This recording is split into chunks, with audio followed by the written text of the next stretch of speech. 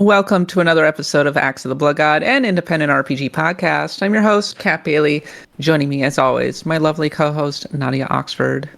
Hello, Kat. Suikoden is cool again, which means by extension, we are finally cool, because we were there when long Suikoden last. first Suikodened, and now it's We like Suikoden for the world again. Suikoden. We liked Suikoden on this podcast long before it was cool. Yeah, hit all you hipsters out there. No, we're the hipsters. I don't know how it works. Anyway. Hipsters are dead. Oh, shit. That means I'm dead. Yeah, I miss them. It's kind of sad, actually, but at least Suikoden's back. So there's something good in this blighted world. Also joining us, equally lovely co-host Eric Van Allen. Hello, hi. Suikoden is back and better than ever. Who can say? Maybe not better than ever. We're going to find out on this episode. Suikoden's back, though. It is alive. We've checked. Back, baby. Do you know about the Pope Hammer? We Pope Hammered it. Did you say Poe Hammer? No, Pope Hammer. No, I know all about the Pope Hammer. So when they thought the Pope was dead, they would have to go in and there's like a hammer and they would like call his name a few times and then they'd like there's the Poe bonk Hammer. him on the head. Yeah, and if he sounded like that, then he was alive. But if he didn't respond, they're like, oh, the Pope's probably dead because we bonked him on the head with a hammer and he didn't respond. I feel like that's a basis for a song by Ghost. Yeah, so we have. It's a pretty good test. It's a pretty good test. Someone whacks you in the head with a hammer, you're going to be. If he wasn't dead before, he's dead now. I think if you were. Make sure. I think if you were a doctor, like you were at a crime scene, like Law and Order style, and they're like, "How long has the body been dead?" And you like bonk it with a hammer. You're like, "Well, it's at least a few seconds." It squishes all the way through. Oh man, it's been a few days, hasn't it? I pronounced them dead. And finally, we have a special guest. It's Aidan Moher. Hi, thanks for having me. I can tell Suikoden's back because my Alpha Gen kids are playing it ironically. Oh no! Oh. Don't do that. Are they like, this sucks ass? Ha ha ha! You have to like throw them out in the snow if that's the case. That's the rule here. It's gotten a little tense around the house. Let me just say that. Well, I mean, Suikoden 2 is definitely a big improvement over 1, so maybe they'll like 2. Maybe it's got more playable animals, so that definitely helps my 6-year-old. It's got a good array of playable animals, and right from the start, you can recruit Shiro, who's one of the best animals in the game. I go for the unicorn or the griffin. They're good. The octopus is cool too. But, Kraken, yeah. Well, we brought Aidan on because he wrote a book about the Suikoden 1 and 2, the original for Boss Fight books. So he's going to talk a little bit about that book. And we're going to talk about the remasters, which are out now on various platforms of your choice. We'll talk a little bit about the legacy of this series and also talk a little bit about the quality of life improvements, or maybe lack thereof in some cases, that are brought to you by these improvements. And then a little bit later, we'll be heading into the tavern where Eric and I will be talking about Clair Obscur Expedition 33, which we got a chance to play over the last 2 weeks. We'll share our thoughts on the demo, as well as our reaction to the recent impressions around Atomfall and lots more. But before we get to that, if you enjoy the podcast, please consider supporting us on Patreon at patreon.com/bloodgodpod, where for $5 a month, you get the show ad-free, you get access to our exclusive access to our newsletter, and you get a bunch of bonus episodes in our backlog. And at higher levels, you get access to the Pantheon, to our side quests, and even to our post-show, which is available to our Stars of Destiny. And they also get a big 20% discount on merch. And speaking of merch, we've got lots of new merch, such as this dope sweatshirt. Wow. Oh, yeah, that's dope. So cool. I just got this in the mail. Really good. I'm not even saying that as someone who's like, buy my damn shirt. I just think those are really nice colors. Nina Matsumoto. Great stuff. Thank you, Nina. Yeah, so we got a really dope new zip hoodie. Really love it. I actually got that one in the mail too. New mugs, new shirts, a new desk mat. Very cool. With our 20, sorry. I keep saying 25th anniversary, like we've been around for 25 years. I hope not. Yet. Our 10th anniversary key art. So go check that out on the shop. Okay, 2 more items. We have a newsletter, which you can sign up for at bloodgodpod.com or by subscribing over on the Patreon. Hey, Nadia. Hey. What was this week's newsletter about? This week was a premium newsletter for $5 and above subscribers, and I wrote about Monster Hunter Wilds and how it's kind of helped me to break through I've talked many times about how I kind of hesitate to hunt the monsters in Monster Hunter because they are quite realistic in how death is depicted, and I don't know. I just didn't. As someone who has no problem with like sustainable hunting and whatnot, it's just I felt like I was just kind of going in for a slaughter a lot of the time when I was playing Monster Hunter, even though that's not really the message Monster Hunter is trying to convey. I understand that. So I feel like this game finally made it feel like a necessary expedition to learn what the hell is going on with these monsters. And maybe it's just the way that I think maybe everything's streamlined. The way the story is presented to you. I love Amma. I think having her as like your handler is so great. It really does feel like, she is really Monster Hunter. One thing it does really well is make like a cohesive community around the idea of monster hunting, and I love that so very much for it. And yeah, you can read about that and all my thoughts and everything on the newsletter. And if you like the free one, you should subscribe to the paid one because that's double the me. Yes, go subscribe over at blogoutpod.com or through the Patreon. Thinking about that, I think it's funny that Monster Hunter wants to justify killing the monsters as much as possible. So it's like, in order to save the ecosystem, this beautiful monster must die. It is tragic. And then much later, there's a line about, even Arkfeld found a path forward. And I was like, yeah, by dying. What can I say? Also, they found freedom. In this game, they have the guild authorizes you to hunt this monster, and nothing gets my blood pumping like that. Like I just... Let's go. That is the hardest line. Authorize me to turn it into a hat. No, we're going to save the ecosystem and turn it into a hat. Hey, 2 for 1. Why not? Gotta use the whole buffalo. Loot that body. Also tune in on Monster Hunter on Mondays for Monster Hunter Monday, which we are streaming. And I believe, who are we being joined by this Monday, Eric? We're still confirming it, but I am pretty sure I know who it is. It should be, theoretically, unless things change, and I'm sorry if they do, friend of the show, Jesse Vitelli, should be joining us to go hunt some monsters.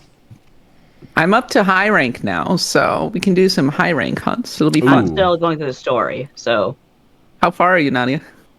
I just hunted a white Dogu Shima, those big dogs. Oh, you're pretty far then. You're getting there. You're getting there. I mean, we can do what we did last time, where Nadia watches the cutscenes and then every so often jumps into a story hunt that we can jump into as well. There's also some like pretty good stuff for the stream potentially. Some kind of end of story stuff that would be a lot of fun. But in the meantime, we can do higher level hunts because they go by really fast. They're like 15 minutes. They are very fast this time around, I found. Yeah. Okay, last couple things. There's a monthly game club going on for Cyberpunk 2077 ahead of the next Pantheon, which is in April. And we just released our side quest. We did a PS2 draft to celebrate its 25th anniversary. Wow, amazing. And we each drafted 7 RPGs, an honorary RPG, and then we did an undrafted free agent signing.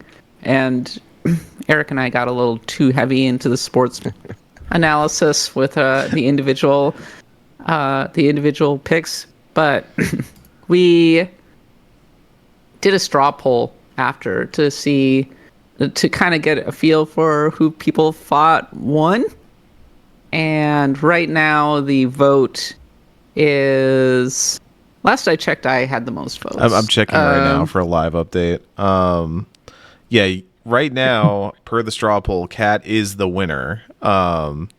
With Victor in second place, myself in third place, Nadia fourth. Although it was close. Each one of us is basically separated by like very small percentages. So Victor had the lead for quite a while.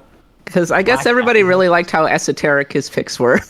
That's the thing. Victor always just plays the sicko crowd. Just lives his best life. You must have had Sakura Wars on there, right? Like, oh God, I haven't actually seen. He found a way to get a Sakura Wars on there. Yeah. Of course he did. But where? But There are some First, interesting probably? draft picks in there. So we had a lot of fun. Go check out the full episode. We we had a great time celebrating the PlayStation 2 and see what each of us ended up building. My PS2, just as a tip, was Super Robot Station 2 Idle Edition. So that'll think about what that means. Okay, I think that's it for the housekeeping. Let's talk about Suikoden 1 and 2 HD Remaster, which remasters the first two Suikoden games, which is great. And the most meaningful improvement is that it puts them into widescreen. It makes them available in HD. And here's the kicker. It makes them available at all because the Suikoden games, especially 1 and 2, were actually quite hard to find, owing to the very limited print runs, pretty expensive. You could get them on PSN, I think, but it's kind of questionable. So being able to play them easily again is a big deal, having a reissue like that. We here at Axe of the Blood God are big fans of Suikoden 1 and 2, especially Suikoden 2. We put Suikoden 2 consistently very high up on our top 25 RPGs of all time for a variety of reasons, and a lot of that is owed to the fact that there just isn't a lot like it, is there, Aidan?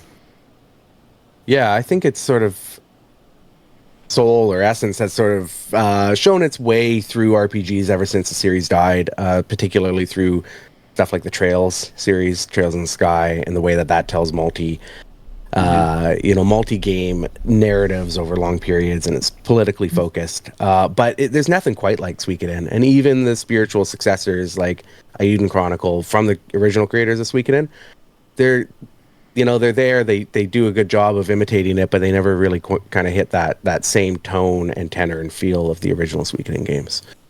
We can kind of get into that's why I'm hoping that there's a second one. I think that is because if I&II Chronicle 2 builds on I&II Chronicle the way Suikoden 2 builds on Suikoden, I think there could be something special there. But I&II Chronicle felt like, the creators of the original Suikoden finding their way again, rather than the creators of Suikoden 2, like, revitalizing what made that game so good, if that makes any sense.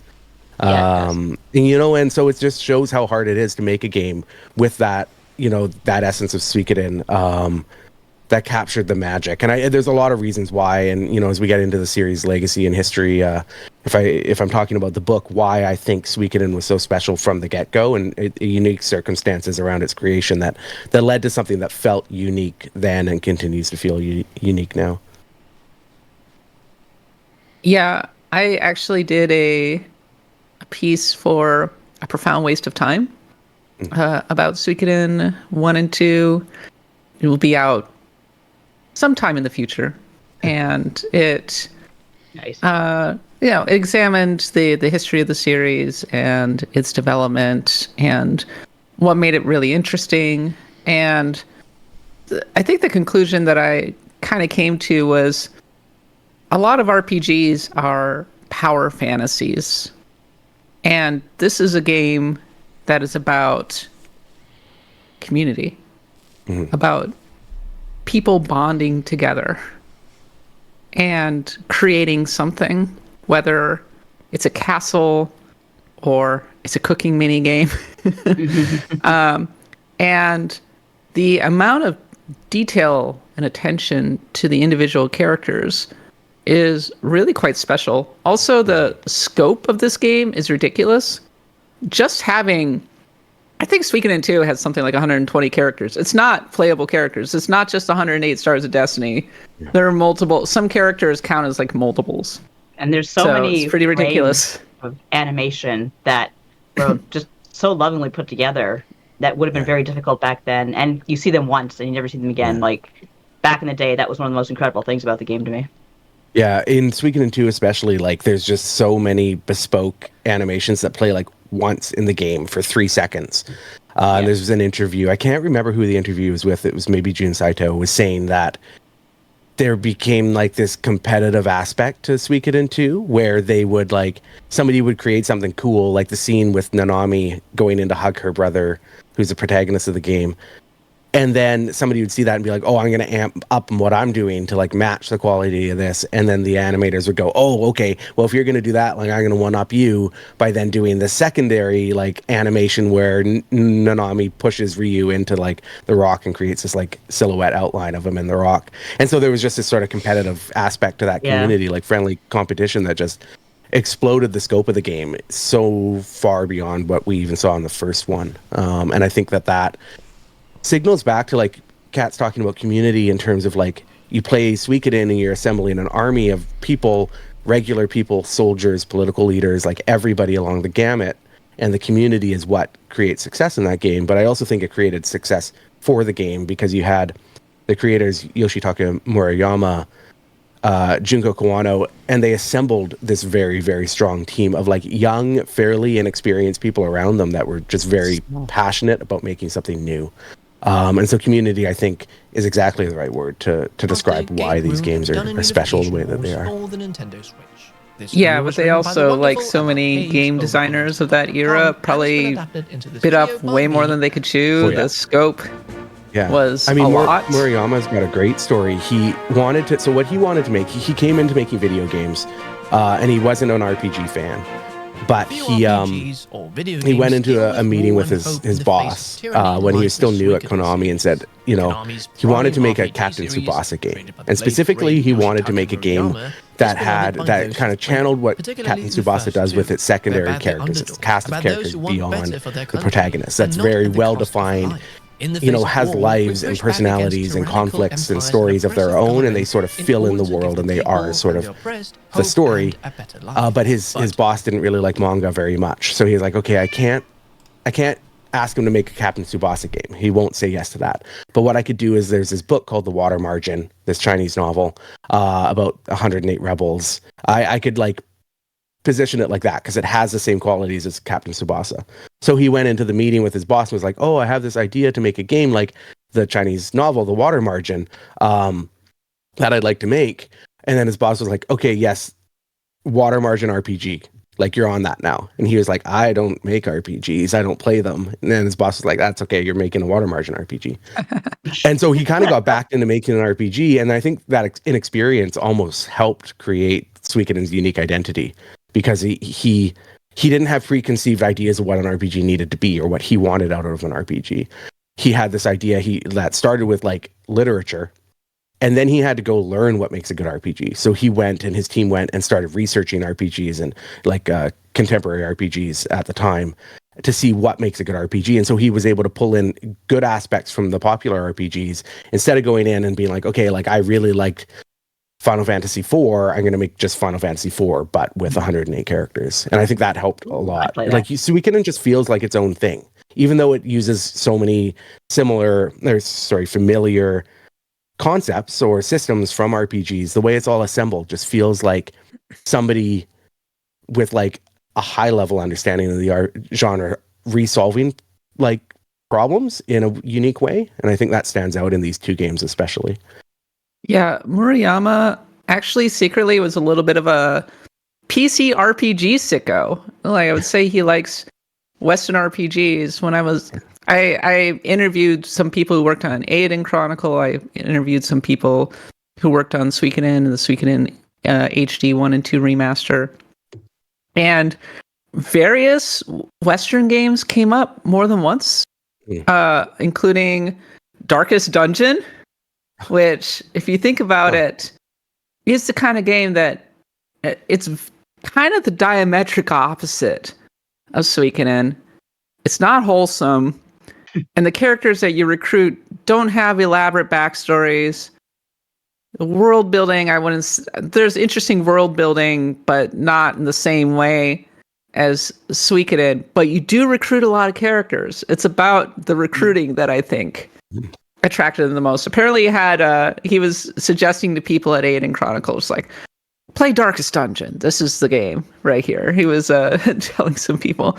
Also, when he was growing up, I don't know if you could describe this as a Western RPG per se, though it was programmed by Hank Rogers, was Black Onyx, classical dungeon crawler. Yeah. And so there's a real, so you can actually sort of see PC RPG influences in some ways in Suikoden, especially in the concept of having the fortress, the castle, the home base, which was definitely a PC RPG conceit in the 1990s. It's sort of like, it almost has that hub structure, right? Which was so unusual in like console RPGs from Japan at the time. Where you have your home base and the story kind of spirals outward from that home base, which is really unique. There's also the great Windows version of Suikoden, which has like all your party characters in their own like windows with the Windows UI and stuff. And it looks like, you know, a long lost Windows RPG from the era, which is just so wild to see if you're familiar with the console versions.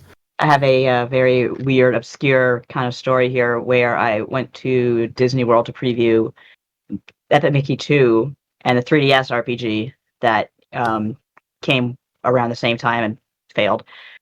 But the developer I talked to, it's like, in that game, you can have a castle full of Disney characters. And he said, yeah, I got the idea from Suikoden 2. And I'm like, damn, that's really cool. Because back then, it's like, especially nobody knew what the hell Suikoden was. Yeah. So to hear that it is kind of the inspiration for this Disney game, I found that pretty inspiring. Unfortunately, that studio's long gone. So did you get a chance to play the Suikoden 1 and 2 HD remaster, Aidan? I did, yeah. So I've been playing it for a few weeks now. Does it have a new translation? Have they updated the translation? They polished it a little bit. I mean, yeah. So my best take, they like what I was hoping for was like a full on from the ground up retranslation, like taking the original Japanese source. That's what they needed. It. That's what they needed. They did not do that. They obviously took the existing scripts and put it through a polish pass, put it through a punch up pass. So they're fine now, but they're sort of just bland and okay. They no longer get in the way of the game, especially Suikoden 2.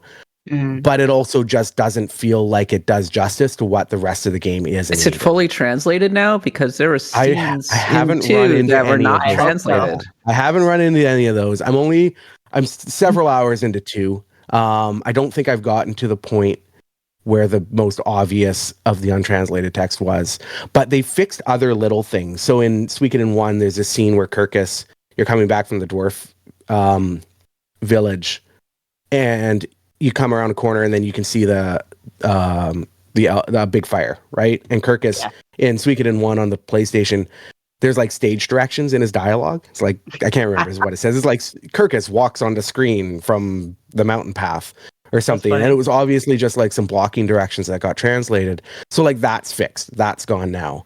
Early on in Suikoden 2, in the PlayStation version, Victor declares himself like the leader of the free cities of Joustin. So they fixed that, and he introduces himself as the leader of a mercenary band allied with the free cities. So they've gone in and they have definitely adjusted some of the the factual errors, the actual untranslated stuff or the mistranslated stuff. So it's clean, it's fine. It's just not what I wanted. Like, we've come to expect such a high standard for game localization these days, and with the amount of time and effort that was put into this remaster, it could have been just that much more, if they had gone and done a full retranslation, but through like modern standards, and the games could have been even better.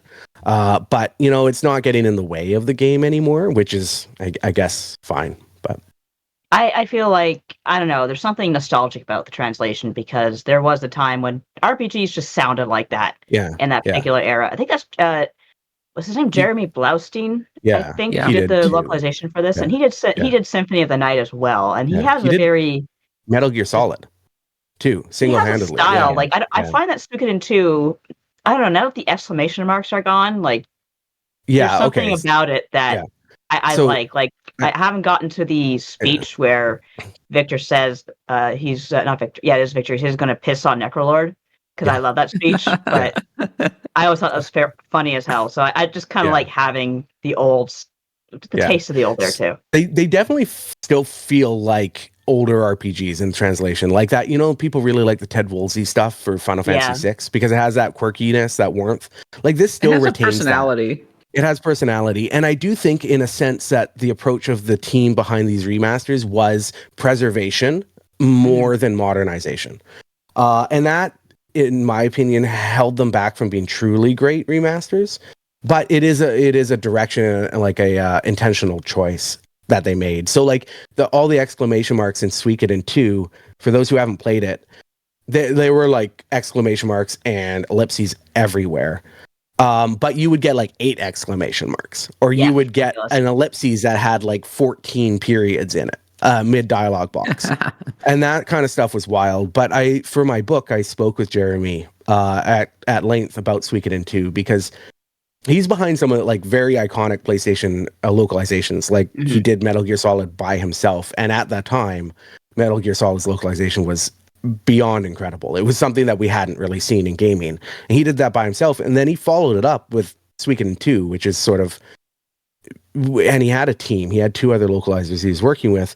And Suikoden 2 is considered, like, you know, it's kind of a running joke that its localization is so bad. So we spoke about, like, how does this happen? And so, you know, in the book, we dig into that a lot. But one of the things he revealed to me is all the ellipses and the exclamation marks and the over-punctuated dialogue, like, that's all from the Japanese, like the original Japanese script. Not the, like, excessive exclamation marks, not the excessive periods in ellipses, but it's all there. And so this new script for Suikoden 2 especially still has a lot of ellipses, still has a lot of exclamation marks at the end of sentences that probably don't need exclamation marks, but it doesn't, like, visually look as jarring as the original. I think that, but that's an instance where I think modern localization could find different and better ways to do emphasis in dialogue than just slamming exclamation marks on the end of everything. And I think that would have taken it from something that felt like, you know, a preservation of the original experience to something that feels a bit more modern. But I understand that that's also tastes. And I think the more time I spend with it, the more I think this was an intentional choice rather than them trying to, you know, cut corners or not having the budget. They wanted to preserve that initial experience, that original experience, as much as they could. When I was a localizer, one thing I learned is that when you're localizing Japanese media, interrobangs are acceptable. Whereas if you're doing, like, regular kind of casual writing, like, you'll get destroyed for using one. But that's a good idea because, yes, there are instances where maybe a Japanese localization would be like, holy crap, and, like, they, instead of, like, finding the right words for that, here's a million exclamation marks to indicate, like, this is what everyone's excited about. But the interrobang, really just, that's as stark, that's as, like, you know, stop as a punctuation mark gets to me. So you need maybe one interrobang. That's it. Yeah, the original Suikoden 2 would have like 4 interrobangs in a row. This one would probably stop at 1. Don't do that. No. The story behind the localization of Suikoden is really wild because they just got a text file. It was just a text dump. They didn't even know which characters were saying which lines. So they had to play through this quite large RPG and do everything in order to even be able to start the localization process. So... And they had a tiny team, and they had a tiny amount of time to actually do it. And so it's emblematic of the really intense crunch that went into this game. Yeah. And, like, with anything, you understand, like, a process where they'd have all this raw text, they'd have flat text files. It's like, okay, let's get everything translated as, like, fast as we can. And then usually you would then go through and do editorial passes to make it better. Right? You take the raw material, make it better. This was an instance where, you know, Jeremy, or it might have been Casey Lowe, who also worked with Jeremy on it, was like, we, like, probably put all those exclamation marks in there just to be like, oh, the original script is really excited. So maintain that when we're doing the English localization. But then, like, they just didn't have the opportunity or the time to then do polish passes and punch up passes. And so then you just get this original kind of dump of, like, raw localization. And it, you know, for a game that's so narrative heavy and so character driven, it really did sort of hold it back. But it's kind of remarkable that Suikoden 2 has the reputation it does despite that localization. And so this is an opportunity where people are going to go in, and if you don't know the story about Suikoden 2's localization, you'll probably think this is fine. You probably won't think anything of the dialogue. It's not super sophisticated or like doesn't have a lot of personality, but it's probably not the part of the game you'd end up focusing on the way that it was such a focal point for the original. Well, in terms of quality of life improvements, I would say that it's a little mixed. On the one, they do have quality of life improvements. You do have difficulty options. For example, combat can be sped up. It was already pretty fast, actually. That was one of the things that Suikoden was really good about, was making sure that battles went through really pretty quickly. But it doesn't have options like auto run. You can't disable random battles. Some of these things. It does have run. You can run from the beginning, but you still have to press the circle button. Yeah. Some of this stuff is things that have appeared in other. I would say it has become quite common in remasters of Golden Age JRPGs. I'm trying to remember here in Suikoden 2, at the very least, you had to have Stallion or something in your party to run, didn't you? Yeah, Suikoden, you had to have. You had to recruit characters to even get a world map. Yeah. You still have to do that. Like, right? You don't get a world map in Suikoden until you recruit Templeton, and Templeton gives you a world map, and that's like halfway through the game. Suikoden 1, like you could only walk through the game unless you equipped a holy rune, which would allow you to run by pressing circle. Right. They have running in the game from the get-go, so the holy rune doesn't exist, or I didn't find one in the remaster. Stallion still exists. In the old one, he would let you go faster on the world map too. You would run and you would go faster on the world map. Oh, that's right. But what they've actually done, which they don't even really broadcast, but once you get Stallion, you can actually speed up battles from 2 times, which is like what you have access to at the beginning, to 3 times. So about halfway through the game, you get access to speeding them up to like comical levels. Like it's the battles were so fast already, and they have an auto battle that's really fast and snappy because you have 6 characters. But if the turn order dictates 3 of your characters are going to go in a row, they'll all just attack at the same time. So, which like is pretty neat, and makes battles really fast. And then you speed them up to 3 times, and they are like ridiculously fast. That's hilarious. So but they've implemented up the music, the battle music as well, which is weird. Which is wild. I kind of understand technically why that happens, because they probably just sped up the whole like process of the game running instead of just actually speeding up the animations and the flow of battle. But they implemented some quality of life like that. Faster battles, auto, like running off the get-go, and it's good. But then others, like Suikoden has a famously bad inventory management system. So your characters have their own personal bags. There's like 12 slots. Armor takes up slots in those. So you might have like 6 pieces of armor, and then you have 6 slots for like everything else you're picking up along the way. And then you have your characters. But like even in the original, like key items would go into that bag. So you get a mirror that allows you to transport back to your home base halfway through the game. Or you get quest items that end up in your pockets. In this one, they have like a party bag. So like there's about 6 key items throughout the game that end up in this party bag, one of them being the blinking mirror. But like something that really stuck out to me that's really emblematic of their approach to quality of life here is you have the blinking mirror. It's no longer on your protagonist and in his bag, so you can't throw it out by accident, which would happen in the original a lot. Oh, right. Goes into this party bag, but then you get 2 more key items, so it goes like 3rd down the list. So all of a sudden, if you want to warp back to your castle, you open your inventory, open your like status screen, open your inventory, then you go to key items, and then you have to like go down 2 to get to the blinking mirror, instead of it being like auto at the top, or like the Dragon Quest 3 remaster, they just put zoom on the world map as like a toggle. So you go to your map and you just hit R2 and it opens up the zoom map instead of having to cast the zoom spell. And those are the little like quality of life things that I don't think would have impacted or changed the experience. It wouldn't have made it feel not like Suikoden 1, but it would have removed that level of friction that we've just solved those problems in better ways by 2025. And so, I think preserving the original feel is good. Making you wait to get the blinking mirror if you recruit the right character. Like, I think that's fine. That's friction that was part of the original experience. But when there have been problems that have been solved, like you need to just forward those on to these experiences. And even stuff that was fixed in Suikoden 2 over Suikoden 1, like in Suikoden 2, you can rest it in and save all in one action. Whereas in Suikoden 1, you have to go to the inn, you have to rest, then you have to talk to the innkeeper again to save. And they just like didn't backport that functionality. Right. So even stuff that like was acknowledged 2 years later as being not a good user experience could have been brought backwards into the original Suikoden in this remaster in a way that would have felt natural. It would have felt consistent with the sequel.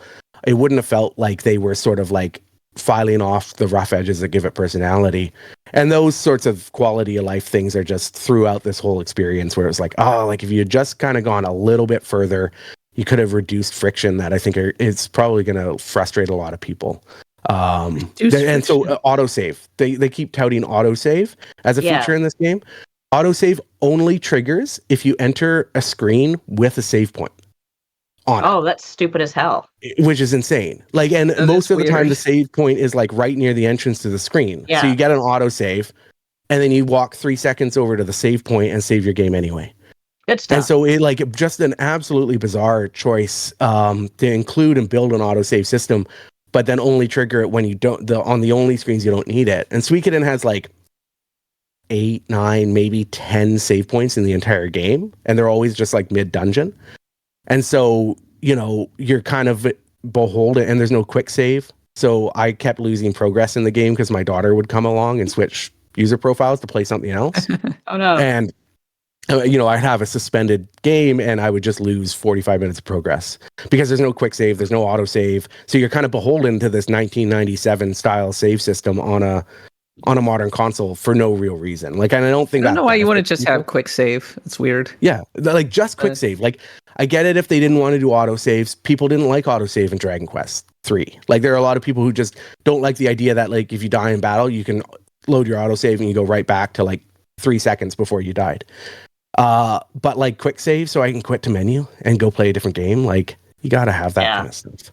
Yeah. So it's such a mixed bag and such a missed opportunity to like just make a few other choices that would make this feel a lot more palatable in 2025, I think.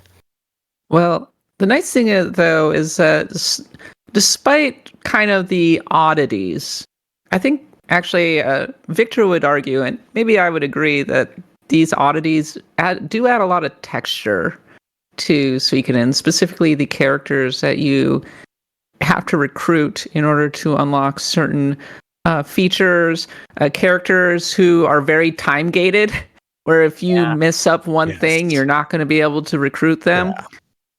It makes it memorable in many ways. And the nice thing about Suikoden is battle system is very fast, really cooks. It's still very enjoyable to play, and it's gorgeous. And especially the story in Suikoden 2, it hits really hard. It really grabs your attention. It's actually more sophisticated than a lot of games that I've played today. I think the thing that I really like about it is that it's about a war, but it doesn't end with the war. It's also about what happens after in many respects. And I think it's very smart in that regard and still absolutely worth playing today. That's why we put it on the quite high up in the top 25 RPGs of all time. Eric, you've been like conspicuously silent during this entire segment. Hi. You haven't played Suikoden, have you? I've played some Suikoden too. I've played up to, I think, the point where you actually get the castle and stuff like that. Okay. Hell yeah. I've always wanted to play Suikoden, and I think this remaster might be the kick in the butt to actually do so, because for the longest time, I had I think like on Vita through the PSN stuff was like the best way to get it, and that's the way a lot of people were playing that game, was through Vita or through like the PlayStation TV and things like that. So to have it somewhere where I can play it on Switch or maybe even like on, I don't know, Steam Deck or something, that'd be pretty sick.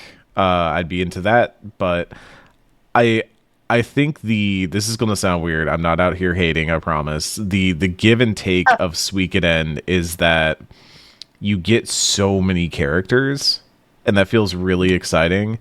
but also every character from what I played kind of did a thing, and that was their thing. And I was struggling to see the room for growth for these characters versus these characters just kind of being the one note, like, I'm here to do this, I'm here to do this. And like I both enjoyed that and found that like grading against me compared to other games that are kind of like recruitathons, but you get to evolve those characters a little bit more. So I'm curious, like, as an outsider, like, is this is the way to play Suikoden, right? Like, if you want to play Suikoden 2 in the modern day, this is probably the way you should do it, right? Yes. I mean, I would say so. I would say you can't you don't really have another option unless you dig it up on PSN. Well, you have another option, one that I wouldn't. I mean, you could do it the illegal way, Eric. If you're a criminal. I've got just saying, original theoretically, discs, right? And that's how I've always played it. You know, I've got my PlayStation hooked up upstairs to my tube TV. If I come back to play Suikoden in 5 years, it will probably be these versions. They're not perfect, and I have quibbles with how they approach the remaster, but these would be the versions that I play. If I could, at least it's not an AI. Yes, it's not an AI generated upscale. It's like they actually it put a lot of definitely work feels into like they it. put work into it. You Like, look some of at, the backgrounds are beautiful. Like the some of them waterfall are not, background too. Like so, like there's just such a wide range of like how well they've nailed aspects of it. Like Suikoden 2 has a lot of like kind of bespoke illustrated like non-tiled backgrounds, and those look really, really good in the new style. It's very clear that they we need to nail Suikoden 2, and they set a visual style that would do that really well. It does not port back to Suikoden 1's tiled backgrounds very well, and a lot of those environments, especially where they rely heavily on tiling, look like RPG Maker games, for a lack of a better description. You can kind of see the tiling sometimes. You like can on see some the games. tiling, and it's so repetitive, and the high resness without the sort of abstract qualities of CRT really make it feel artificial. Right. And so, like, you know, there are points in Suikoden 1, especially, where I'm like, this does not look very good. And then there are points in Suikoden 2 where I say, this is incredible. Like, it looks beautiful. There's scenes, like, right at the beginning of Suikoden 2, you jump off this waterfall. And the new rendering of it at night with shadows and light and the moonlight sparkling, like, it looks so good. It looks and so it's nice. like such a wide gamut. But ultimately, this is the version I would go back and play. I'm playing on PlayStation 5 primarily. I went and bought the Switch version. It's really good too. It's 30 frames per second. It's not 4K, obviously, but like, if those things don't bother you, it runs really solid. Load times are instantaneous, which is a problem for Switch games these days. No load times. It looks great on the handheld. Like, even my like OG Switch, it looks good. Like, I would, you know, in 5 years, if I replay these, it's probably the Switch version. I Really? would say. Yeah. Was the original 30 FPS or 60 FPS? I was talking with John Linneman from Digital Foundry yesterday, and he was kind of ragging on me for giving it a pass for being 30 FPS, because he said the originals are 60, and I think that's okay. That is a big downgrade. Yeah. I don't notice, as long as you have stability, I don't notice 30 FPS. I don't mind it, but a lot of people do. And so that's sort of like a subjective thing, which is why I wanted to mention it when I was talking about the Switch version. It's stable, which is what really matters to me personally. But for some people, like going back to 30, especially when the originals are 60, like that's not ideal. But that's a deal breaker for me. So good. Is it on PC? Like, it might be good. It is. Yeah. So I would play it on PC. Modding community's already like gotten in there and kind of fixed up some of the things that I have issue with on the console version. So Steam Deck probably a good option too. Someone buy me Steam Deck. I have one other buy me one. newcomer question here, and it's the one that you've probably heard a billion times before and will continue to be heard for all time. Do you have to play Suikoden 1 to play Suikoden 2? No. Man, that's such... yes, I wouldn't. If you want to play man, just hear the contrary opinion for the hell of it. You can. It's a beautiful game, and it really.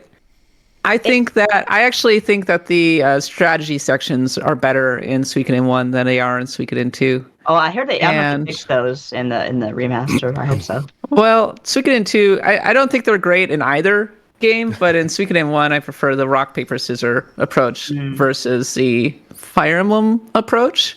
Bad Fire Emblem. Bad Fire Yeah. Emblem. Simpler is better, I think. But there's a lot to love about Suikoden 1. I mean, there is, especially but- if you get all of the Stars of Destiny, it's a really beautiful moment, actually, for example. So But if you get frustrated don't with it, sleep even- on it. It's a good game.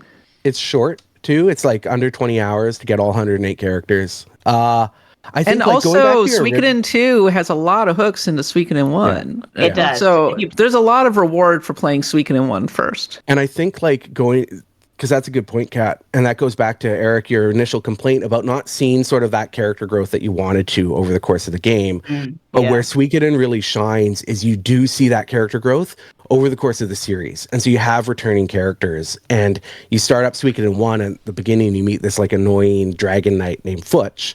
And I know, like, do you want to commit to 120 hours of RPGs This is how or the whatever? trail but, sickos try to get me every time. yes, They're like, and no, it's 100% the same thing. 100% the same thing. Oh, no. But, you know, It's a the backdoor trails. the joy of seeing Futch as like an annoying little kid at the beginning of the first game turn into like this pretty cool character by the third game, like it is genuinely compelling if that's something you can commit to.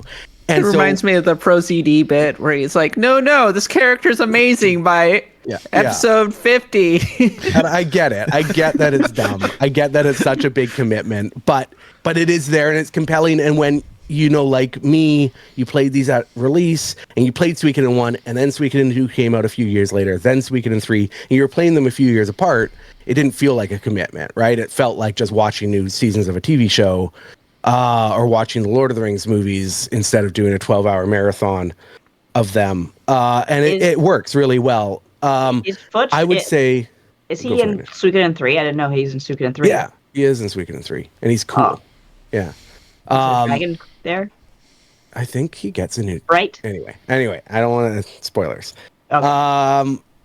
Now I'm questioning myself. Is he in Suikoden 3? Suikoden 3? Yes. That's what I'm thinking of, right? Point is, in Eric, any case, play these games. I They're think, like, essential. where I would also say- finish Final Fantasy 6. Look. One day, I was thinking about doing it tomorrow, and then I was like, wait, it's daylight savings time. I'm going to lose an hour of save me sleep. now. I'm good. Come on, dude. Come on. Eric, I would say if you just are curious about Suikoden and you're not going to commit to the series, or you don't expect to commit to the series, play Suikoden 2. It's the better one by far. It's upgrades everything from Suikoden 1. I'll play the It's whole true. thing. But I'll eat it would my be really hard to go back to vegetables. Suikoden 1 after you play 2. So if you think Get you're all going to the play both Stars of of them, Destiny as well. play Oh, 1 then now 2. you're- If you're only going to play one of them, play 2 is what I would say. But it's Star- worth going deep. For stars, I have to like sit there with a guide though and be like, I gotta There's only, make sure like, I do this. six I gotta missable- make sure I do this. There's only like 6 missable characters, like genuinely missable characters, and I'll send you a link to a good spoiler-free guide for getting those 6 characters, and they're all like in the final 5 hours of the game. Like you really can play 75% of Suikoden without looking at a guide or worrying at all until you get to this one area near the end of the game, and that's where the missable characters start showing up. This and is so like- you get a good spoiler-free guide, and yeah, it's worth it. It's like when I played Skyrim and there's like a shout in Skyrim near the end of the game that you can miss because it's in that zone and only in that zone. And you never go back to that zone. Yeah. And I missed it. And that would drive me nuts. That's not why I hate Skyrim to this day, but it didn't help. Yeah. The other thing too is like Murayama's intent was always for people to miss characters. Like the exceptional experience was to get 108 characters. He wanted people to go in and That's the gather replay. 91 characters and miss people and then go to school and be like, oh yeah, like this is who I used on the final boss. And then for somebody else to be like, oh, I didn't even find that character. This is who I used. And so the idea, and that goes back to what Kat was saying of community, is like Murayama always wanted people to build unique communities in their version of the game and miss characters. And it's okay to play it that way as well. You go into Suikoden 2 and there are some like bonuses for having all 108 characters in Suikoden 1, but they're also, added on top of the story. You're not missing out on content really in Suikoden 2 if you don't have all 108. I So it's will totally play reasonable my to go in, play the Suikoden. games, get who you get, and just enjoy them like regular RPGs. It's You the know, persona. It's the persona Yeah. thing where you miss out on social links, but it's okay Yeah. because you should be focusing on the social links you care about. But then in Metaphor, True. they solve that problem. It's so easy to get all the social links in Metaphor. Yeah, I love it. Yeah, I get paralyzed with trails because of what you're talking about. Like, there's so many missable side quests and stories and stuff like that. Oh, there goes Trails then. Never mind. Never playing Suikoden, it. Suikoden you can get into, and you really can just play the games and not worry about recruiting everybody and have a really great experience. I'm not like that because I'm not like that. I have to get all 108 because I'm, just that way. But I don't want it to scare people off, like that you have to go through or play it in a particular way. The games are so easy too that you just use They whoever are you pretty like. easy. Yeah. And he did that on Like- purpose. It's Yeah. funny because he explicitly thought Black Onyx, for example, was too hard. And so one of his big things was that he was going to make Suikoden relatively easy and relatively accessible so people could vibe with the world. Yeah, Which is really cool. And they are very easy. There's one boss midway through Suikoden that's kind of hard, the zombie dragon. But other than that, it's Zombie very dragon. easy. But they somehow added an easy mode on top of already one of the easiest Woo! RPGs. Is there a of hard all mode? time. There is a hard mode. Yeah. Well, then I they play haven't- on the hard mode. That's cool. Yeah. And people seem to like the hard mode. I just played Yeah. on normal, but yeah. So there are those options as well.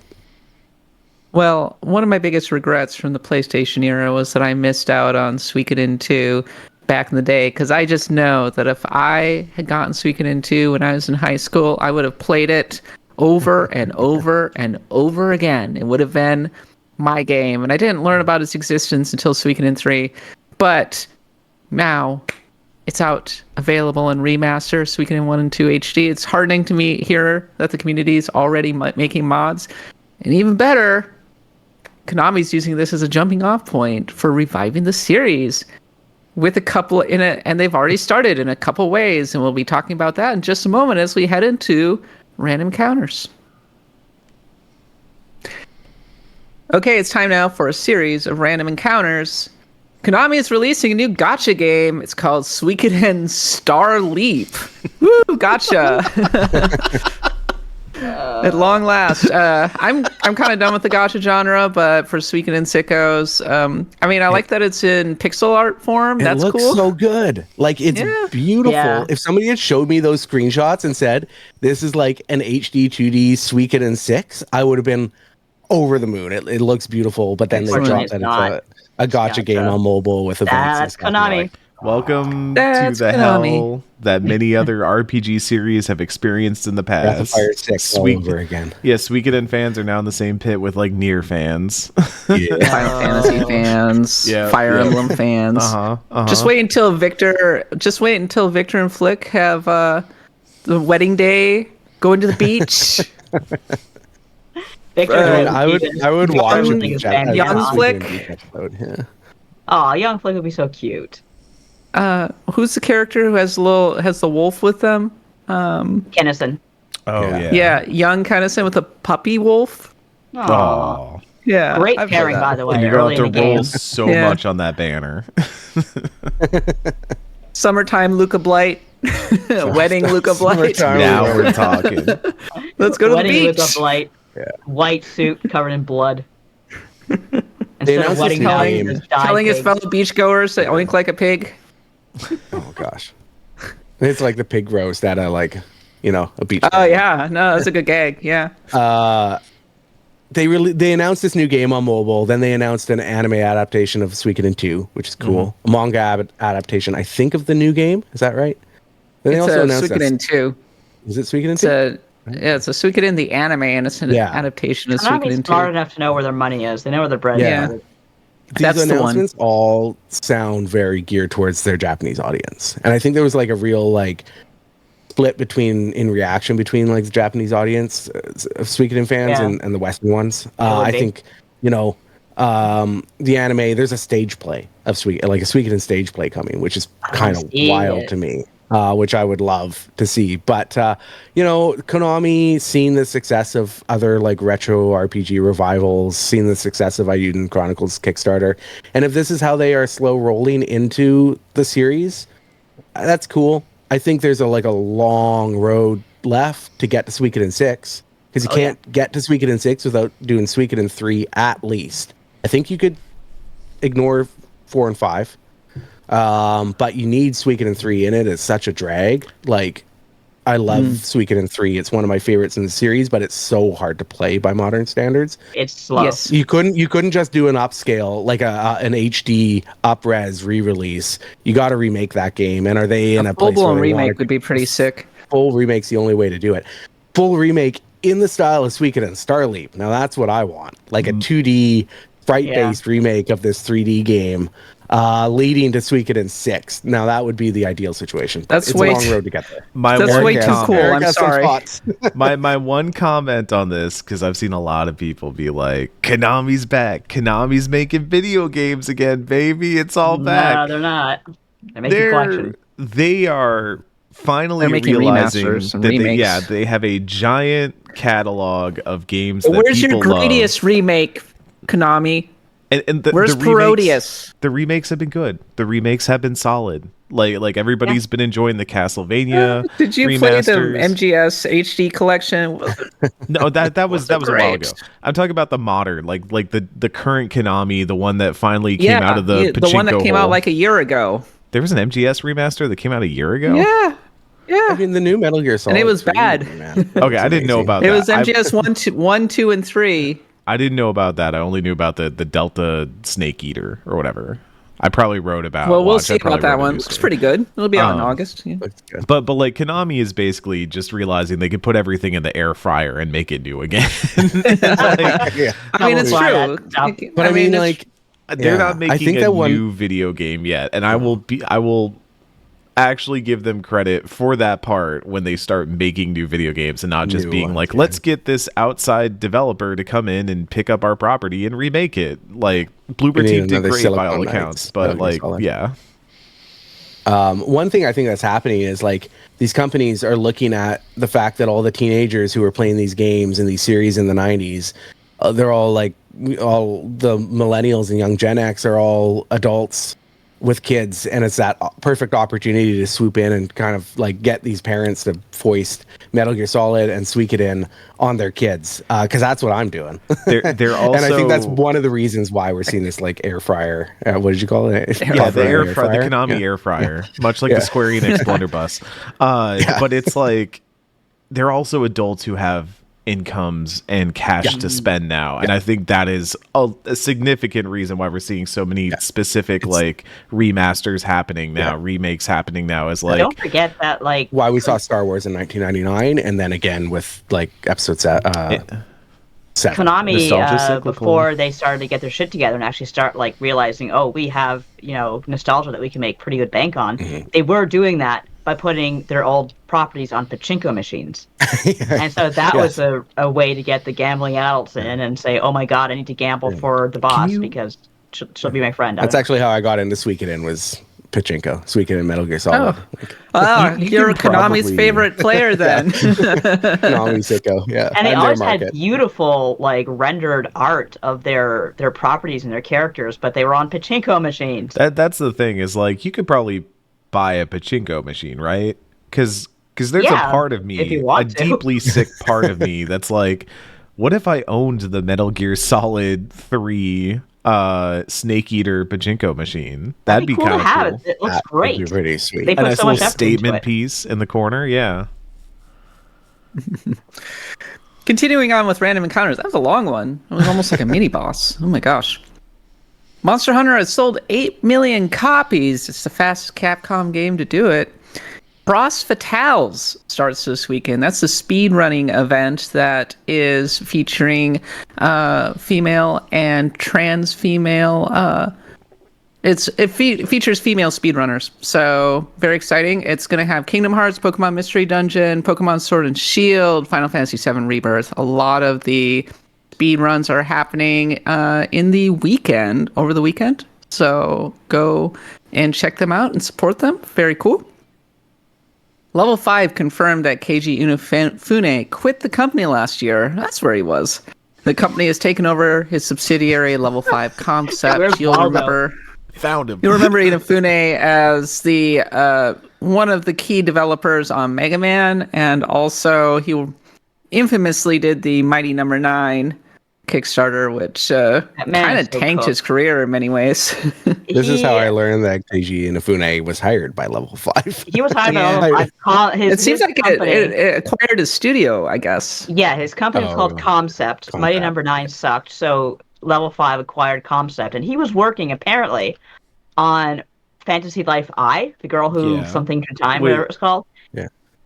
Yeah, I was just going to say, like, there was this big situation where Level 5 had a Nintendo Direct at some point where they announced, like, that's right, 1 billion games. All of a sudden, Level 5 came out of nowhere. It was like, we're making games again. We're still here. Here's Deca Police. Here's Fantasy Life I. Here's Winning 11 or whatever. And then all of them got delayed out of the year that they were supposed to come out in and have continued to be delayed over the years. And so part of this news is, the reason why they had to push Fantasy Life I a little bit was because it was just imploding in the background because Keiji Inafune had taken off. Yeah.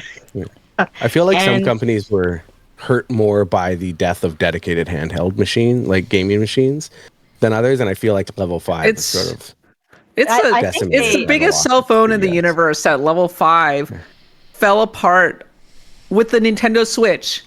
Yeah. One of the 2 or 3 best-selling consoles ever, and one of the most successful gaming handhelds in Japanese gaming, and they couldn't make frickin' what was their Pokemon knockoff? Yokai Watch. They couldn't make Yokai Watch work on this thing. They couldn't make Inazuma 11 work on this thing. They released like 2 games on the Switch, and it's because they milked their franchises to death by flooding the zone with kind of low quality, just mid-tier games that people got tired of and bounced off of. And they could have been so much more successful, but they didn't know how to manage their franchises properly, and here they are. Yeah, like Inafune, I don't know how he got there. I don't know how they put him on Fantasy Life I, but the point is that the Level 5 has been around for a very long time, and it's made like a lot of great games, and this generation has been kind of disappointing from them, but I don't know how much of Inafune's involvement has to do with that, but what really blows my mind is that the CEO of Level 5 basically said, "We're sorry, this game is dog shit explicitly because of this man." And if I've ever seen a Japanese company sell someone, throw them under the bus like that, I can't remember when it happened, because that was just the decorum was not there, which means he fucked out bad. I think he's going to disappear, because I don't mean like he's going to be made to disappear. I just think he's going to kind of like fade away in disgrace, because don't forget, he also tried to sell this NFT garbage based on... He took the NFT money. Rip-offs, and I think he made... Yeah, I don't know what he made. I don't know if he made anything, but nobody wanted this. And if this guy had just come out and said, "I'm sorry, I really screwed up the Kickstarter," and it was one of the first really big Kickstarters to take off and be buried by feature creep. And if he just said, like, "Hey, it didn't go so well, I'm sorry, let's try again to make a game that doesn't suck balls," he just wasn't able to do it. He never really came out and acknowledged, "Hey, I screwed up, I'm sorry, everyone." And if he had done that, I think he would have been forgiven quite easily. Like, he taught so many people how not to run a Kickstarter, and you got to be thankful for that, at least. Thanks, Keiji Inafune. We appreciate you. Inafune. For fucking up Fantasy Life. I'll always think of Level 5 as the company that created the Gundam that shall not be named. Gundam Age. That, well, maybe it's more popular now, but when it came out, boy, did Japanese fans hate it. Lance Hart calls Inafune's reputation is beyond tarnish. He's an Elden Ring boss. Yeah, he's like the cursed father of robots. Rise tarnish. I feel like there's just some people who need a boss, and I think that's I think he wanted to be a boss, but he wasn't a good boss. No, I think that's kind of the problem. Some people just need boundaries and structure around them to like succeed. Because he's I made some know I amazing do. games in the past, right? Yeah, it helps me a lot, and that's okay. Not everyone can be. He a boss. has made he made Mega Man X, which to this day is one of the best action games ever produced, and he made Mega Man Battle Network, which revived Mega Man for a whole new generation. It made, and that rarely happened where that a game mascot went to another system and became its very own thing. Like there's a whole generation of Mega Man fans out there who just know Mega Man through Battle Network, and us old assholes are like, well, we NES, so but. That was because of him, as far as known. Of course, his team, but he takes credit for it either way, whether it's his or not to take. Continuing our trek through the overworld. Wow, this is a long random encounter segment. .emu and Guard Crush Games, the team behind Street Rage 4, announced their new venture, a fantasy-themed beat-em-up, Absolem, which looks like the Capcom D&D Brawlers. Hell yeah, let's go. I'm in. Let's go. You know what? If Villanoware is not making a new one, I'll take this one. Visions of Mana co-director Kenji Ozawa has opened a new studio.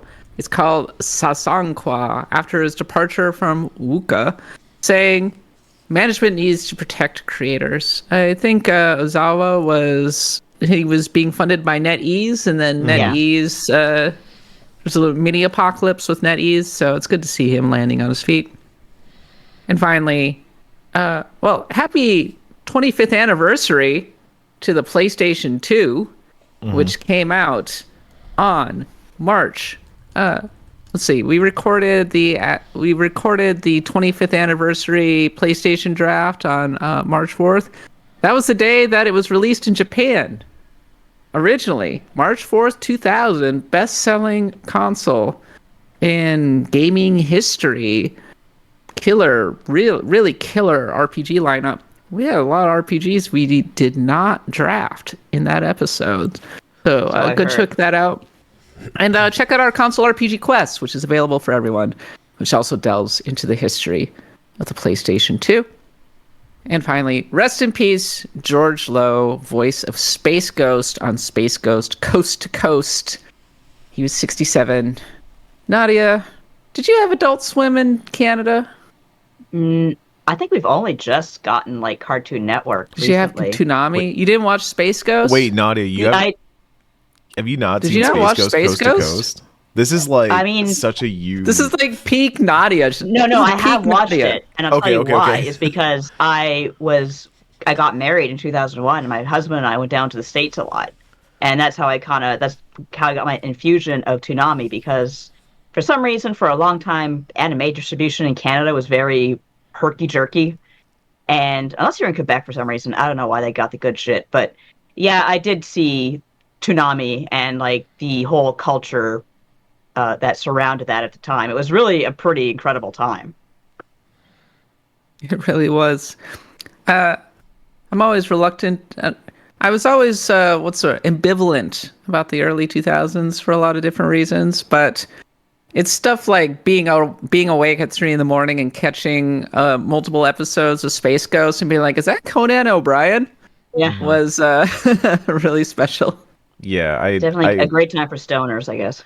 I grew up staying up late trying to catch Adult Swim and all that. Even original ones where it was the get out of the pool, it's time for Adult Swim and stuff like that. Those early bumpers before they started doing the black screen with the white text.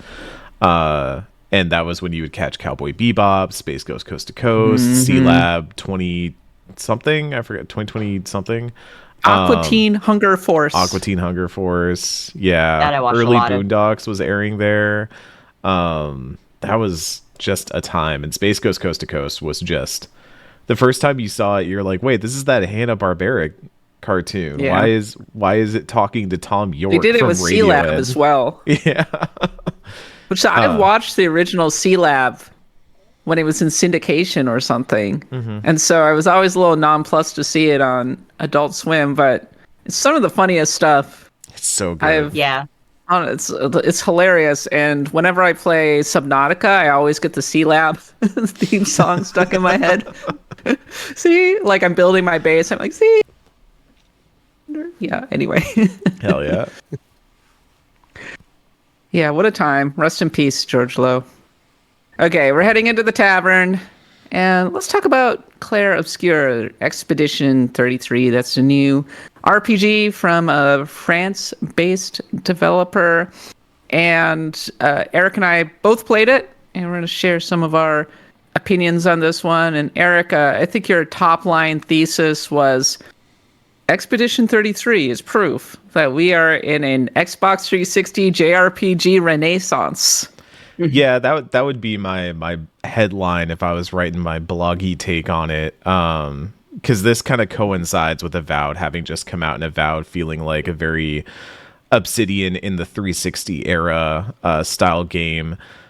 Clair Obscur Expedition 33 is very somber, very French.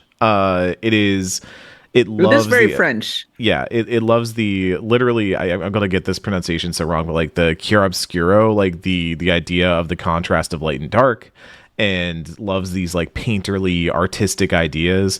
The whole setup is this idea. Wait, am I pronouncing it wrong? Is it not pronounced Clair Obscur? No. Like Clair Obscur is the name, but it's based on the concept of Clair Obscuro, or like the contrast between light and dark in painting, like an actual like art term. That's why it's called that. And then Expedition 33, because the whole setup of the game is that there is a painter, a paintress, who every year paints a new number on this giant world tree, essentially, and everybody who is older than that number just fades to dust and disappears. And so every year a new expedition goes out with their last potential year of life to try and stop the paintress from painting another number. So you are playing as part of Expedition 33. So it's all these people who are just trying to desperately, likely against hope, get to the paintress and try and stop her from painting death once again. And so it is hella sad. It is, if you want to be in your feelings about a game, it's got all kinds of stuff where you're running along this world and finding the remains and the camps of like other expeditions that came before you that were left behind. But it's also got so much inspiration from classic Final Fantasy, of this like turn-based combat system. Everybody has their own like tool set, their own skill set. So your main character, Gustav, can build up overcharge and unleash it with his prosthetic. Your other character that you recruit right at the beginning of the preview that we played, Loon, she's all about throwing out elemental magic spells and then getting splotches of color that she can then consume to do other magic spells. Everybody's got their own stuff, but there's also an overworld map. There's like traveling around that world. There's even when you go out into the overworld map, it's one of those exaggerated, like not quite top down, but like you are this big person running around and going to different areas and going in to explore the caves and dungeons. It feels like it's being made by a team that loves the originals, loves the classics, but wants to put a new spin on them and come from a place of like doing what resonates with them textually while also honoring the mechanics of what came before them. So like everything about this game, if you can't tell, is just humming for me. I loved the preview. We got to play about 4 hours worth of the game, and it's a really, really exciting RPG that I'm very much looking forward to right now. Nice. It reminds me of Final Fantasy 13. I could see that. More than I was expecting, because at least in the demo area, so they said that there was going to be an overworld, but in the demo area, you it's almost like a corridor kind of game, and it feels pretty linear in the way that you move through it. There are little areas that you can explore, and then there are enemies walking around on the overworld that you can attack and fight. And I like the battles. I think that they have a give and a take to them. They're more action focused than I was expecting, because there's a dodge and a parry mechanic. So timing-based parries, which I enjoyed, but are also very, very powerful. If you can nail the parry timing, which is quite forgiving, you can do a lot of damage to an enemy right off the bat. The thing that they've done with this that I like is that number one, you have, like you said, you have dodge, parry, and then sometimes you have jump, which are all kind of different mechanics that you can use. So like dodge has a larger window for getting out of damage, but you don't get the benefits of a parry. So a parry will literally give you a counter attack if you nail all of them, and then like bonus AP, which is kind of the mana that you build up over time to expend on skills. So there's more reward for hitting a parry, but you trade in the fact that it's like a smaller window and you have to hit successive parries to get it right. So sometimes the enemies will attack in sequence. So it's not just like parry one attack. It's like boom, boom, boom, or boom, boom, boom, boom. And you have to like understand the rhythm of what's happening. And also your own attacks have kind of QTE. So it's almost a little bit Mario and Luigi in that way. It reminded me a lot of Superstar Saga sometimes, or like Paper Mario, where you're doing these sorts of it keeps you give and engaged. take. You're not just pressing but commands. They're trying to add in action aspects to it as much as possible. And you can I think there's kind of a give and a take between the individual party members as well. They combine in interesting ways. I like that you can aim a gun and shoot a weak point on an enemy, and that does a lot of damage as well. There's some enemies in the second kind of dungeon area that you get into, which is like an underwater area, where they're holding these like depth charges as like part of their, you know, just design or whatever. And the first time I saw them, I was like, oh, I wonder. And so I shot them, and they blew up and did damage to everybody in the enemy party. And I was like, oh, that's so cool. That's so fun. Yeah. And everything kind of has a give and take. And there are a lot of ways that you can do tons of damage in this game. I really love the ways that you have status effects that you can put on characters. So like and they're showing it right now in the B-roll that I'm playing on the stream, but like you have these things called pictos, which are basically your equipment that give you different effects. So you could have a chance to inflict burning with your basic attacks, and then maybe Mael, your fencer character, can when she hits a burning enemy, she gets bonus attack off of that, or she gets bonus damage off of that. And so you can set up these kind of combinations to do tons of damage. I was at some points doing just like incredibly massive amounts of damage. The flip side is sometimes this game will say, we're going to do the same thing back to you, where you could lose a party member in a single swing if you're not careful. And so you have to kind of have that give and pull and think about how you want to use this stuff. But I think the reduction of the gameplay space in that way, the minimization of some of those big numbers and stat blocks into just very lethal battles, makes it feel so responsive and so quick and so fast.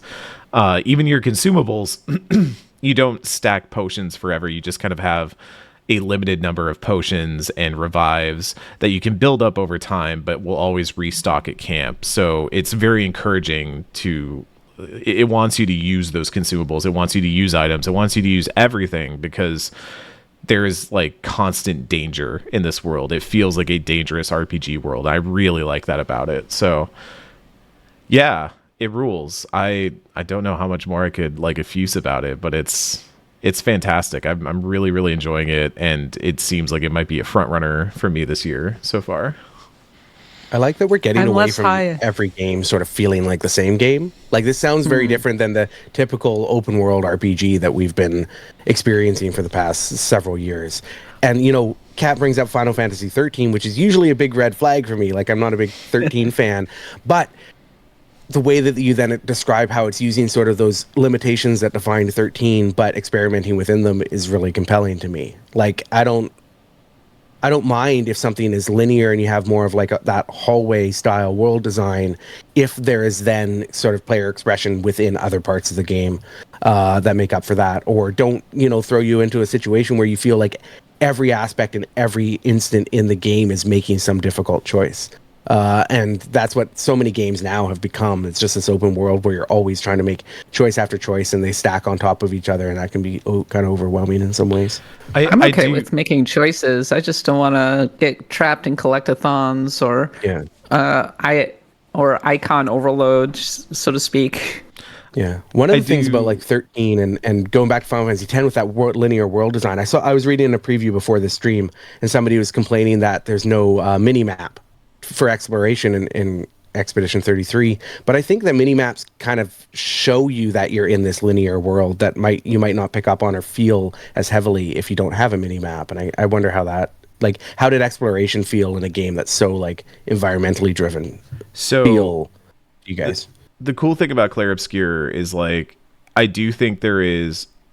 I don't even know that I would compare it to Final Fantasy X. Like, and maybe this is just recency bias again, but I felt some shades of, like, very early Final Fantasy VI type stuff, or even Chrono Trigger, where you have an overworld map that you're kind of moving around on and get directed towards in the early game, but you enter a zone, you enter an area, and then that kind of becomes a linear path that you move through with kind of branching off points, and then you exit back to the overworld and you go to a new place and you follow up there.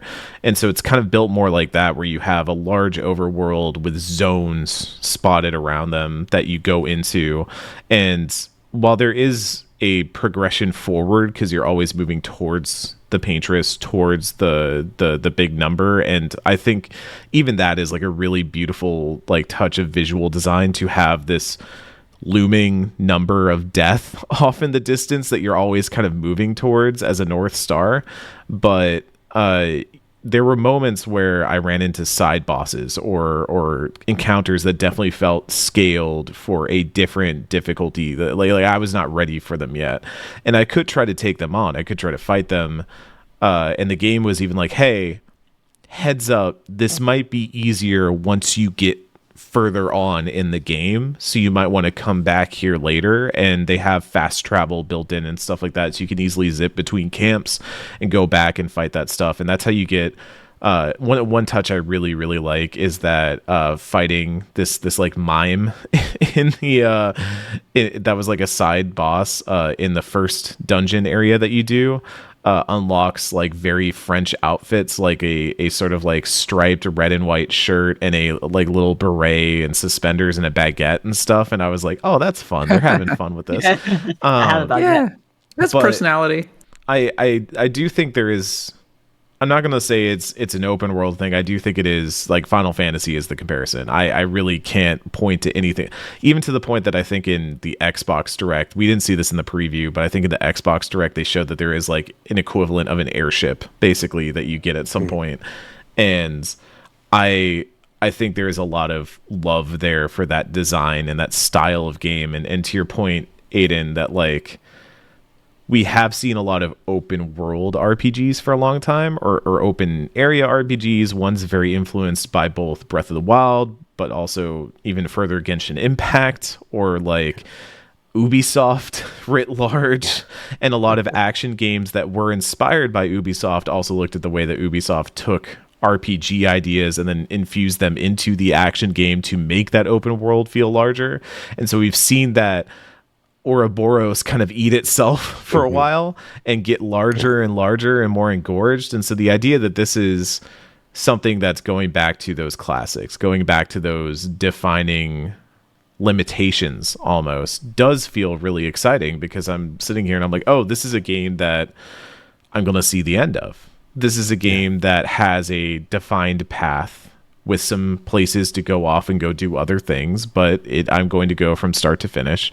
And it has set characters, and it has like real ideas that it wants to work with within that. And I can see the ways in which they are thinking about power scale, thinking about what you're trying to mentally juggle when you're in a battle and stuff like that. And it feels paced, you know, in that RPG sense, and not in that like go anywhere, do anything sense.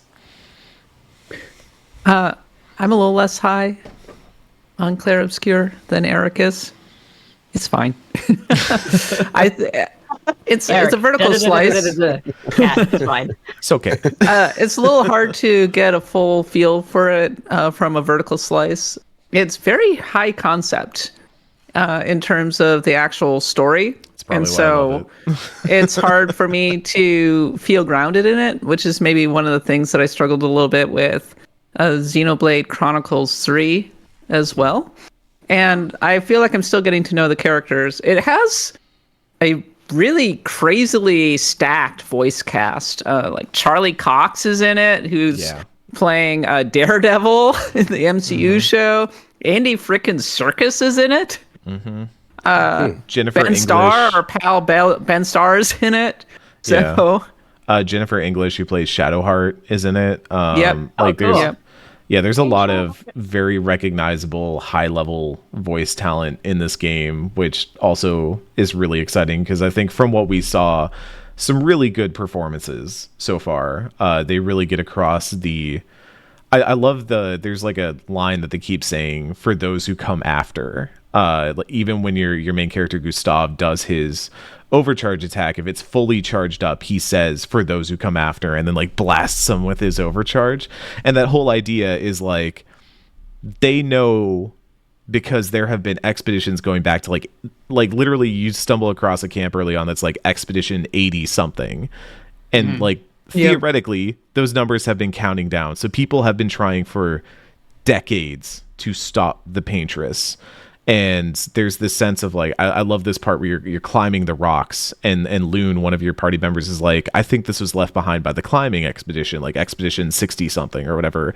And you're like, oh, every single one of these advancements, these camps, these people pushed further and further, but ultimately lost. But they left behind the roadway that might let somebody in the future stop this. And roguelike. You get the sense that you might fall prey to the same thing, that you might be just leaving something for those who come after. And I don't know, for me, that just, it gives me the little shivers, the little narrative tingles where I'm like, oh, that's good. That's really good. Like such a good setup for a fiction. Right. Look, Kat, you're not down for the sads. I'm here for the sads. I want the sads. For sads. I'm just having a hard time connecting with it at the moment. The battle system is good. I like the build-up aspects of building up your individual powers. I think the action elements work really well. They might be a little overpowered, but this is still pretty early in the game, so I'm excited to see how they connect to it. The progression seems very straightforward for the most part. I like that the characters are all pretty individualized and have their own abilities. The things that weren't really resonating with me were the sort of corridor dungeons.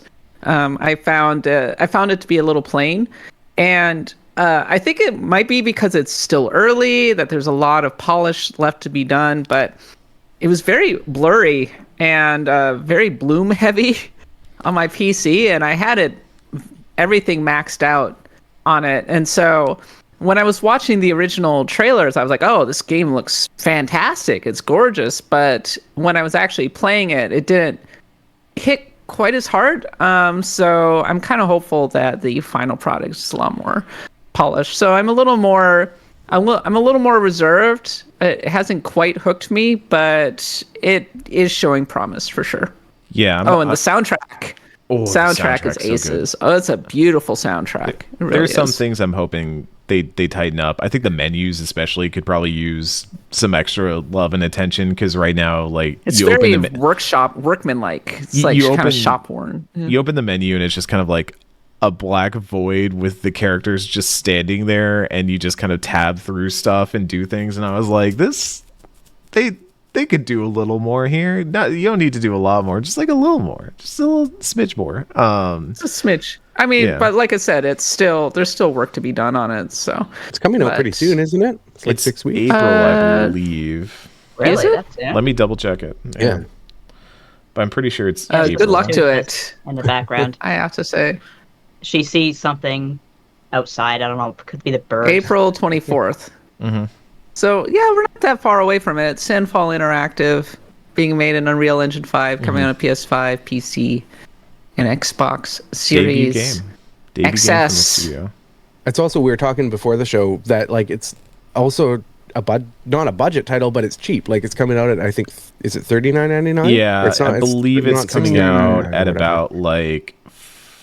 Oh, why does Steam always do that? Look, I love do your discounts at launch and stuff like that, but then it makes like looking up the actual MSRP of a video game very annoying. Yeah. It's impossible in Canada because it converts everything into Canadian. So I always had to futz with the URL whenever I had to do any sort of work that involved Black It is Friday deals. launching- God, if I ever do work another Black Friday, kill me. Something's gone terribly wrong with my brain. I'll never It do it is again. launching at $50, $49.99. Yeah, So That's not bad. That's Okay. also pretty nice. Like It's a not like original. It'll PlayStation probably be price. discounted into oblivion within before you know it. So yeah, but I think like the idea of the mid-range game coming Yeah. back. I feel Yeah, like yeah. that's something that I would like to see more of is the was- mid-range game.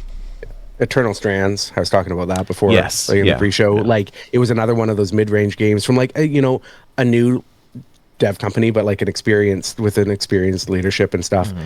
And I just think we need to. I think everybody acknowledges that the top end of AAA gaming is just too expensive and unsustainable. So to see these smaller, newer companies come out putting out like high quality experiences in that AA space for $39.99 or $49.99, I think if we can figure out what that business model looks like and sustain games like this, I think we could be in a maybe healthier place going forward. sustainable video games. What does that look like? What a concept! wow. It looks like Nintendo. What a concept. That's what it looks like. Well, we're running out of time, but before we move over to Nadia, I just really want to quickly highlight that there were a bunch of impressions for a game that called Atomfall that just dropped. And PC Gamer said, as a stalker sicko, the 2 hours I just spent with Atomfall have made it one of my most anticipated games this year. It looks like it's set in London, and there have been plenty of people who have been comparing it to Fallout, though Stalker may be more apt. It's very dense, very decision driven, and apparently guns are very, very powerful in it. It sounds really interesting.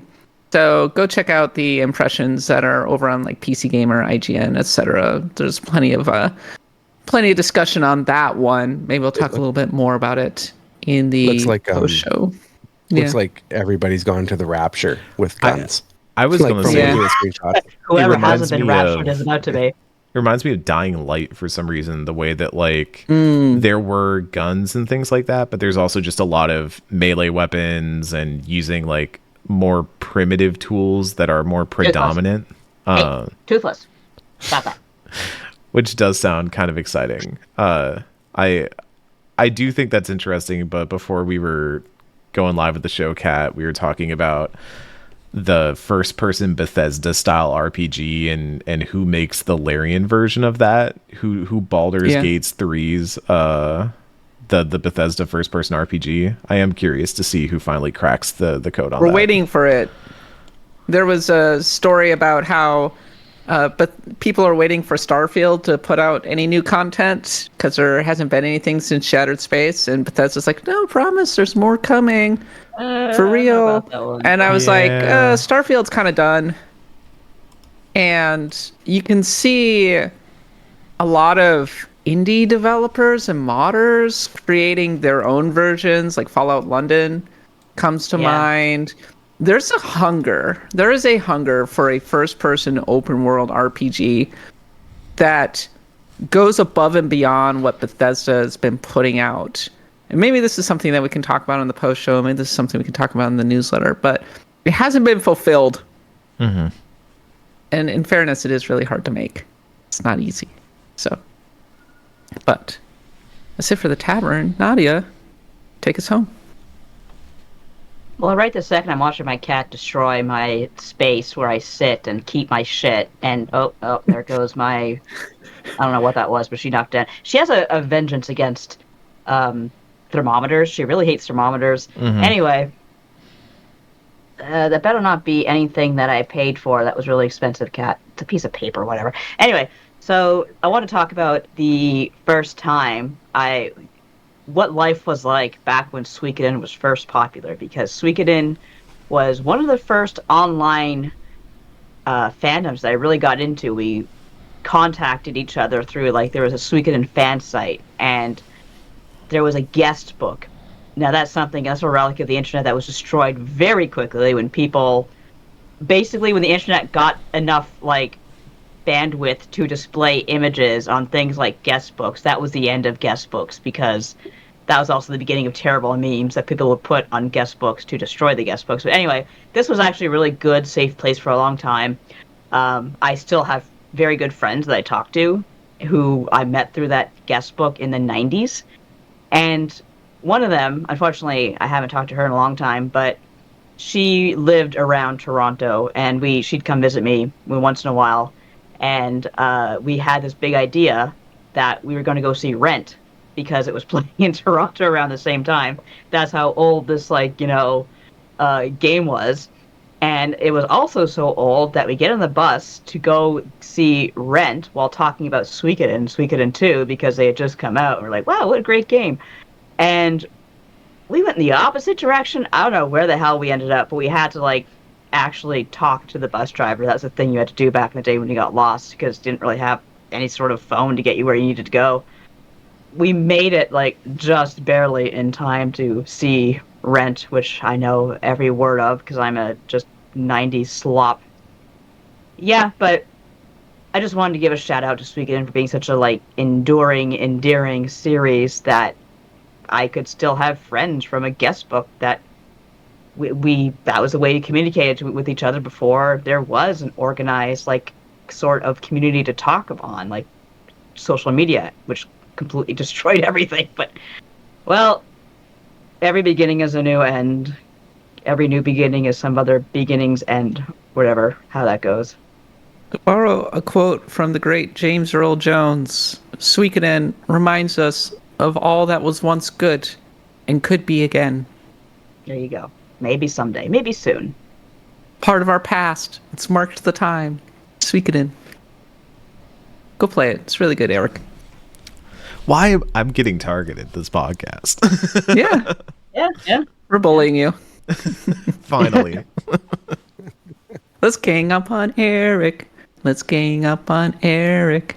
Let's gang up on Eric and end the podcast now. Because that's the end of this podcast. Axe of the Blood God, thank you so much for listening. As always, Aidan, tell us more about your book and where we can find it. Yeah, so I just announced from Boss Fight Books coming next year in 2026. It's called Suikoden 1 and 2. It's the first book from Boss Fight that covers 2 games instead of just 1 game. If you're not familiar with their series of books, they put out about 35 books. Each one is a kind of in-depth personal look at a video game. So there's there's not Dragon Quest. What am I talking about? It's Metal Gear Solid, Katamari Damacy, Super Mario Brothers 3, Final Fantasy 5 and 6, Chrono Trigger, Spelunky. So Derek Yu, who created Spelunky, wrote a book about his own game. Just an incredible range of books. And every one is a little bit different. Some of them are really, really personal looks at how these games impacted these people's lives. Some of them are heavily reported, interview-based retrospectives on Knights of the Old Republic. And so I'm just really excited to get to join that crew of writers to talk about Suikoden 1 and 2, which are really important to me. Previously, in 2022, I released another book called Fight Magic Items, which is the history of Final Fantasy, Dragon Quest, and the rise of Japanese RPGs in the West. And this felt like a natural extension of that, because when I finished Fight Magic Items, it's a long book, but there are so many stories I wanted to tell that didn't fit into that book. And Suikoden was one of them, because I think its origins are so interesting, and its impact on the genre since the mid-90s has also been really interesting. So Boss Fight Books, you can find that next year. You can also find out more about it if you want to keep up on news through my newsletter, Astrolabe, which is at astrolabe.aidanmoher.com. Go check us out. Check it out. And if you want to support the podcast, patreon.com/bloodgodpod, where you can get access to lots of bonus content, including our Pantheon and side quest bonus episodes. We just did the PS2 draft. Amazing. We have a newsletter. Sign up over at bloodgodpod.com or join the Patreon.